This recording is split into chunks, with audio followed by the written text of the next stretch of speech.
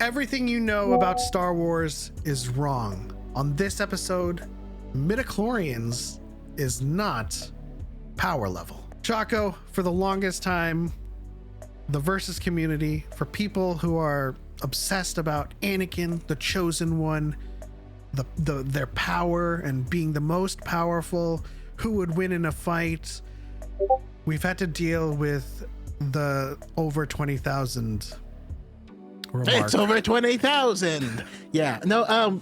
So yeah, obviously your midichlorians are not your power level. That's never been the case in Star Wars. This isn't us making it up. It's literally how it's explained when it's introduced.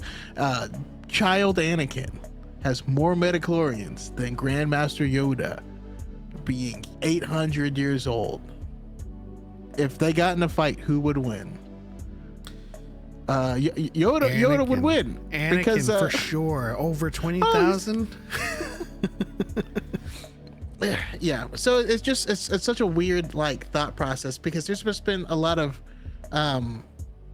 people struggle to understand like what midichlorians are or what the point of them were, which obviously George has been kind of wishy-washy on this, but it's never directly been your connection to the Force. It's always been introduced as they are the ones that talk to the Force and they communicate its message to the person using it. And so when it comes to it's how strongly you can hear the message of the Force, but it doesn't necessarily mean that no one else can communicate with the Force, or no one else can command the Force, or that the Force can't communicate its will to you. It's just going to change how loudly and how clearly it's able to do so. Yep.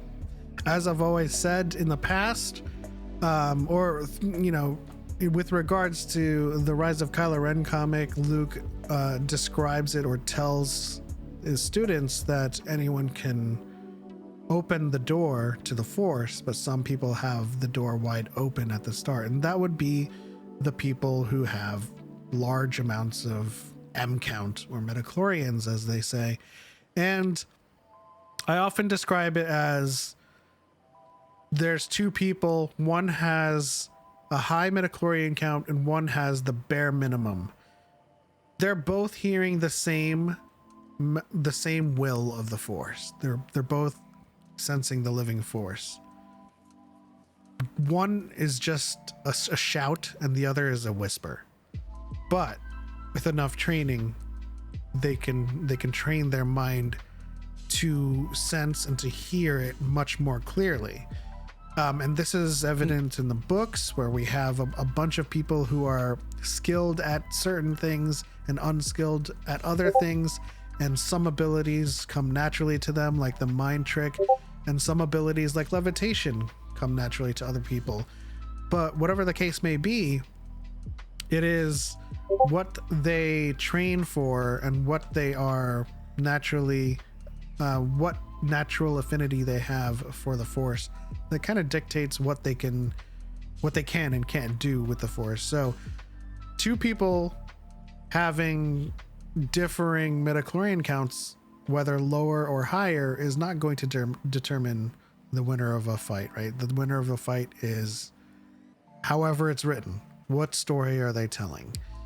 And, as I often point to Hunter x Hunter, the anime, as Biscuit tells Gon, you can be facing a vastly stronger fighter in a fight, but on their worst day versus your best, you can possibly beat them.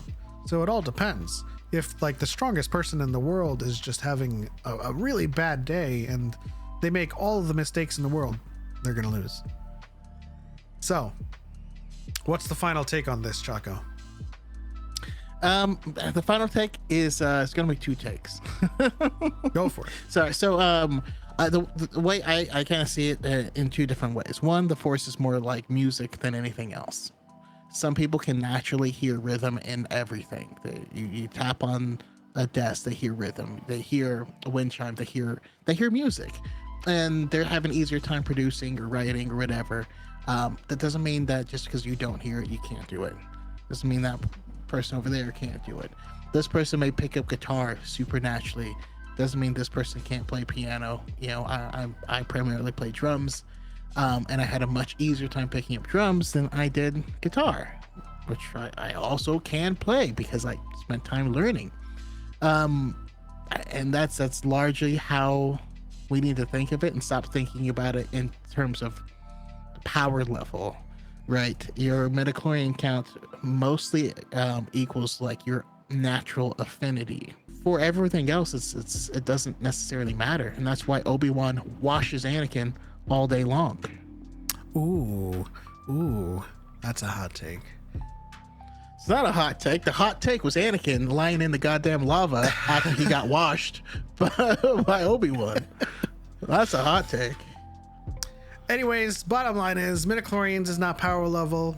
Anakin could certainly lose to Sabine if the circumstances were correct and he made enough mistakes, and Yoda could definitely beat Anakin should the circumstances be what they are. It's all about the writer and what kind of story is being told. If the story requires one to win, they'll win. It doesn't matter how many midichlorians they have.